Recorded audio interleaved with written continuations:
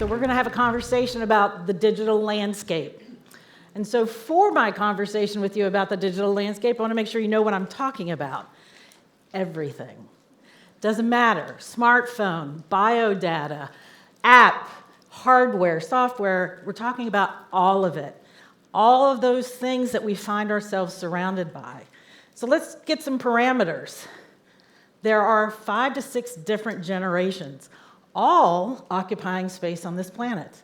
And we each have a different perspective on how to communicate. Some of us use the written or spoken word. Some of us use signs and symbols. Some of us blend the two together. And so how we communicate or how we discourse is evolving tremendously in a lot of great ways. So I also want to make sure we understand when somebody says, I'm a digital native, that we understand completely that simply means they were born into an era where there has been technology surrounding them their entire lives. It's not that they're experts at all of the technology. It means that they have had it with them from birth. Then there's the rest of us. We sort of had to decide, live or die. We found that it was necessary for our jobs. We may have also thought it would be more convenient if we were surrounded by people connected to technology, but that we might want to be able to converse with them as well. I dare say, many of you, your first question into the building, where are the restrooms? But some of you, what's the Wi-Fi password? I want to make sure that I can clock in. So even in that simple question that we walked into the building with is an indicator of how we are all communicating in different ways. When we think about the digital landscape, we have to think about performance, because in this digital landscape, performance matters. And one of the things we have to understand is that performance requires access. And we're hearing a lot about access today, so it's interesting that we all present our different definitions. But for my definition, access means knowledge and infrastructure.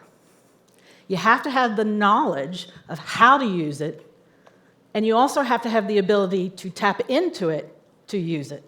So we have great examples in the state of South Carolina where we actually have infrastructure build-out. We're connecting our rural communities to a whole host of ways so that they can be with us. We also have initiatives that are taking young people, getting them to IT workshops, coding camps. So we're working on that performance component so that we all, not just a select few, can participate in that realm.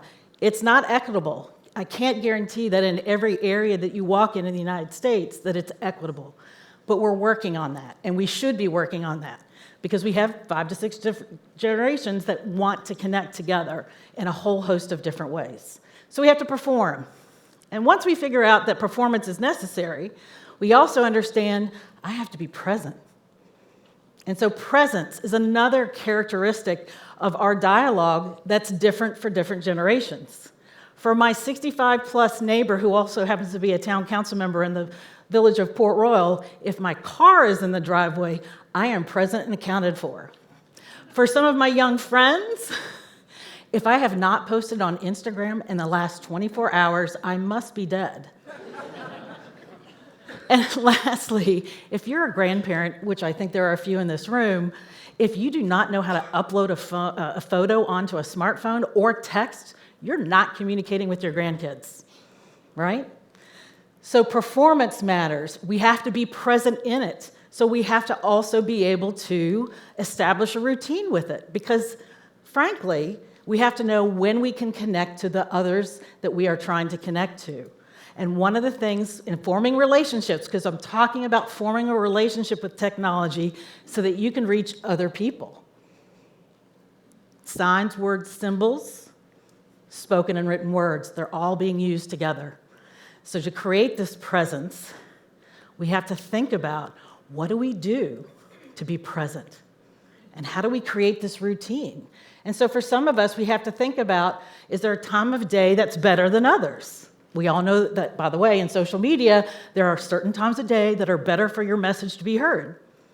We also discover in our routine that there are ways to connect to some of the platforms, both in conversation, news, and otherwise, that is more appealing to us.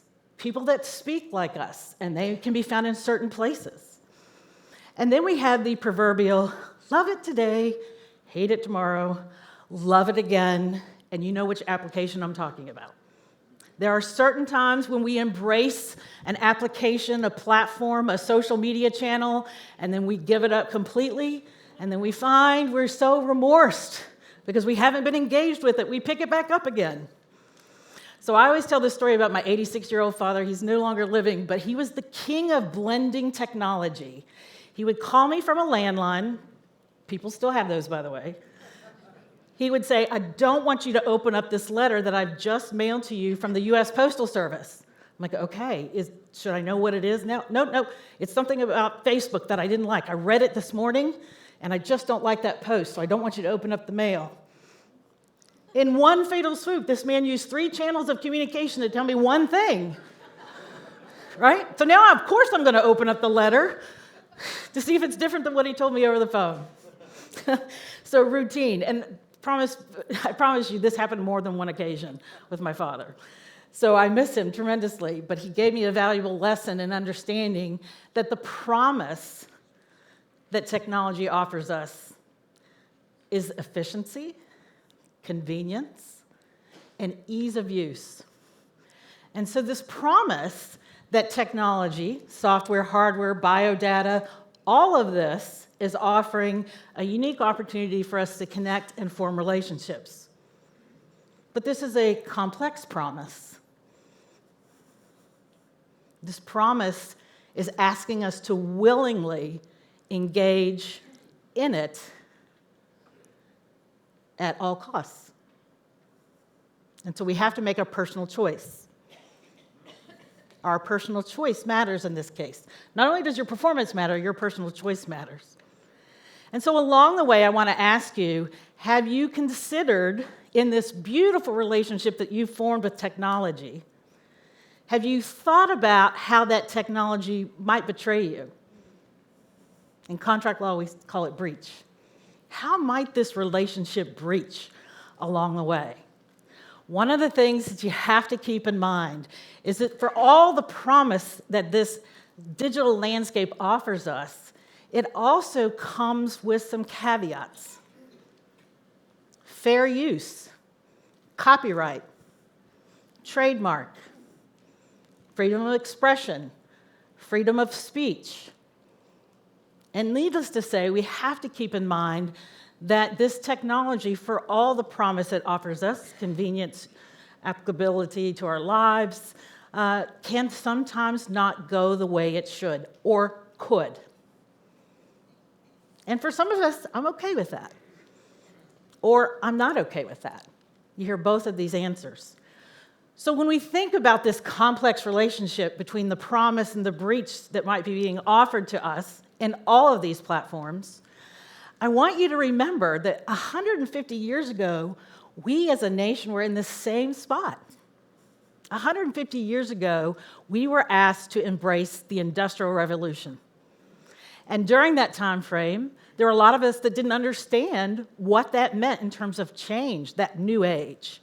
And so we did a lot across the United States to engage a conversation about what the Industrial Revolution was going to mean to us. And slowly, we became more comfortable with it. And we developed a fondness for that Gilded Age. So fast forward 150 years, here we are. For all the technology offers us, we are looking at an opportunity that might provide us with an opportunity to say, yes, I will, or no, I won't. It is evolving. We should take advantage of it, but we should also understand what that means. So my last note for you, for everything that this promise offers us in the digital landscape, make the decision, are you a captive audience, or are you captured for public consumption? Thank you.